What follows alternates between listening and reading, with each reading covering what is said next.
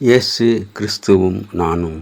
இன்றைய வேத வசனம் யாத்திராகமம் 4:31. ஜனங்கள் விசுவாசித்தார்கள், கர்த்தரை இஸ்ரவேல் புத்திரரை சந்தித்தார், தலைகுனிந்து தொழுது கொண்டார்கள். அன்பான சகோதர சகோதரிகளே, ஆண்டவர் மோசேயை எகிப்துக்கு அனுப்பின போது மோசே ஆரோனை சந்திக்கின்றார்.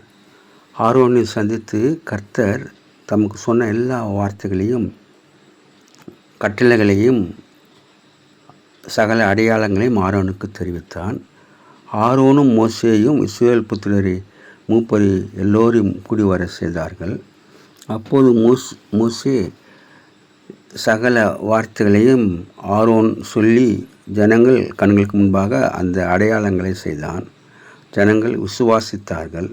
இஸ்ரவேல் புத்திரரை கர்த்தர் சந்தித்தார் என்று அவரை தலைகுனிந்து தொழுது கொண்டார்கள். மோசே எகிப்துக்கு அனுப்பப்பட்டான். தன்னுடைய ஜனங்களை மீட்பதற்காக அனுப்பப்பட்டான். அதேபோல் இயேசு கிறிஸ்து நம்மை மீட்க வந்தார். பாவத்திற்கு அடிமையாயிருந்த நம்மை சிலுவையிலே மரணமடைந்து நம்மை மீட்டு கொண்டார். Have a blessed day. God bless you. Give your heart to God, your hand to man. Live in God's word, live on our knees. Thanks for watching. Like, share, subscribe.